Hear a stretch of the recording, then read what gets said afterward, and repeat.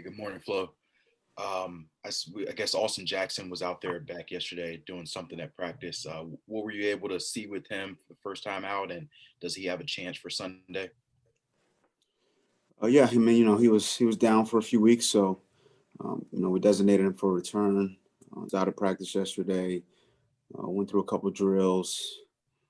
Obviously, like any player, when you're out for some weeks, there's a little bit of rust. So, um, just trying to knock some of that off. So, a couple of drills here and there, um, and we'll just take it day to day and see where it goes.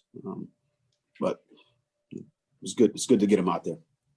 Good morning, Brian. I wanted to ask you about your running back situation. We saw Breed obviously with the hamstring on the injury list yesterday, without Miles, and even Laird's a little dinged up. If it is Jordan Howard as your featured back, what has he shown you in the last month when he's been unable to play? Well, he hasn't been activated to play. What has he shown you that's given you confidence that he can be the guy on Sunday against the Cardinals? Yeah, well, just so you guys know, Miles will go on IR today. Miles Gasson will go on IR. But yeah, we got some guys banged up. Jordan Howard. I think this guy. He's always practiced hard. He's always look. I think he's a good runner. That's why we brought him here. So he'll get an opportunity, and Salvon and Ahmed will get an opportunity as well. And Patrick Laird, and we like our depth at that position. So those guys will get an opportunity, and they got to practice well, and hopefully they perform well in the game. Hey, Flo. When you look at when I heard I guess the Rams Michael Brocker was describing your defense, and he said he had never. For once, it wasn't my Wi-Fi that stunk. I wanted to ask you about Antonio Callaway. You said that you hadn't seen him in cleats. You have now. How did he perform, A? And B, through this process, what he's been through, why are you confident that he's going to take advantage of this opportunity when he hasn't in the past? It was one practice, so yeah, I've seen him in cleats now. I've seen him in a helmet. Look, he worked hard in practice yesterday. My opportunities I've had to spend with him, he's excited about being here and being able to practice and play football. So, when you have someone with that type of attitude, you hope the best for him. And look, he's got to do the work. So, it's not really. What I think doesn't matter. It's about his work ethic and his ability to take advantage of this opportunity. So, hey, good morning, Flo. Obviously, you just mentioned Howard, Ahmed, and Laird. Does that mean that Breida is unlikely, or does he still have a chance? No, I mean, obviously he's dealing with. Doesn't mean it really doesn't. I just didn't mention him. He's still got a chance. I mean, it's hamstrings are tough, so we'll see how this goes throughout the week. But again, we like the depth at that position, and we'll see how it goes. I mean, I think Josh has done a good job as far as game planning and trying to put guys in position to have some success. And we ran some zero blitzes a year ago, and I think everybody has them. So I don't think we're doing anything that's different than a lot of other teams. So I think it's about execution. It's about preparation. It's about getting comfortable doing things in practice, whether it's a zero blitz or 8 people in coverage. Any way you slice it, you got to execute. And that's a week-to-week thing. So, again, that was last week. And really, we got a tough test this week against the Cardinals. So.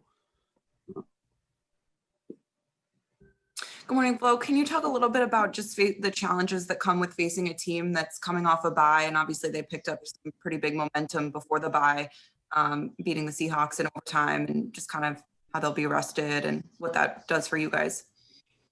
Yeah, I mean, it's a good football team. You know, that's the biggest test. And then, you know, they're coming off a bye, so they've had a lot of time to watch us, study us, and come up with a game plan. They got good coaches, so you know, more time is always a good thing. You know, as a coach, so you can dissect, you know, what the opponent is doing a little bit more with a little bit more.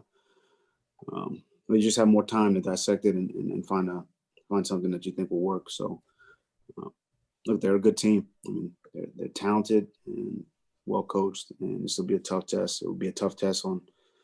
If they played last week, it's an even tougher test that they had, you know, last week off. So they'll be fresh. They'll be rearing to go. Hey, good morning, Flo. You know, we talked about the drops that Preston Williams had on Sunday, and also you had, you know, two really good catches in that game as well. You know, when a player like that is giving you good plays and maybe having some plays where it doesn't go his way, you know, how do you? I don't think Preston probably needs it, but you know, how do you just make sure that he stays level-headed and committed to, you know, coaching and doing the basics to make sure those plays happen for him in the future?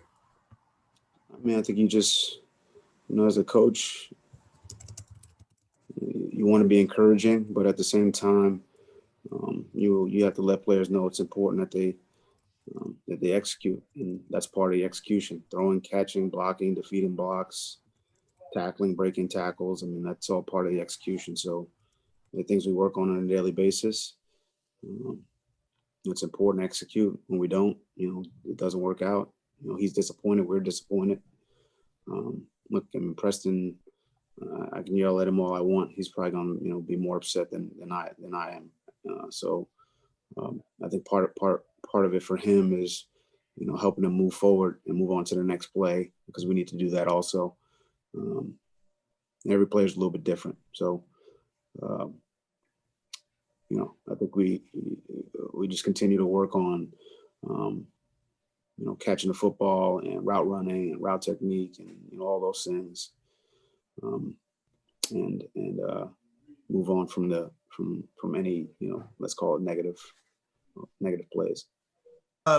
Even 10, 15 years ago, there was a stigma over players, quarterbacks 6 feet and under. I mean, you had to be 6'3", 6'4", 220 was the prototype. Obviously, this weekend, you're going to have 2 top 5 quarterbacks that are 6 feet and under. Had his thinking in your mind changed, or is just the industry changed when, you know, identifying and thinking about quarterbacks in a different light?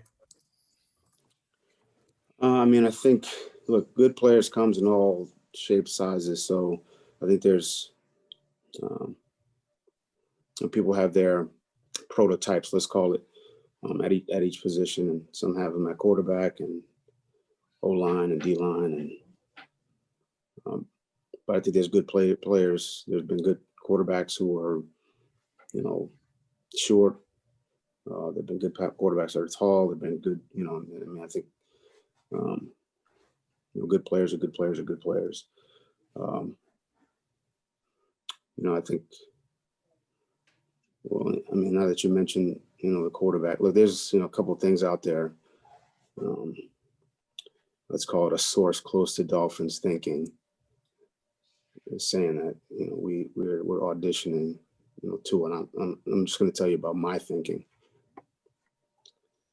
We brought Tua here because we believe in him, same as all the other, you know, draft picks. We believe in developing players, and I think you guys have heard me talk about the improvement of players on a daily basis. That would be the opposite of giving somebody a 10-game audition. So I guess that's my thinking on that, just so everybody's clear. What was the rest of your question? You just kind of piqued something that'd been on my mind. Oh, if you want to continue on that, that's far more interesting than my bad question was. But I was just asking about quarterbacks that aren't 6'3", 240. Yeah, I mean, I mean, for me, it's about, you know, the talent level of the quarterback, leadership, things of that nature. So there's the intangibles. There's a lot more to playing that position than, you know, height, weight, and speed, so as well as every other position. It's hard for me not to piggyback on that. Obviously, you started Tua because you needed to see or wanted to develop him. So you're comfortable with what comes out of these 10 games? Yes, I'm comfortable with what comes out of these 10 games. I think since I've been here, I think everybody's heard me talk about the development of players, improvement on a daily basis. So I just don't see how someone close to Dolphins thinking could say that this would be a 10-game audition. That's just, not sure where that came from. So just put that out there.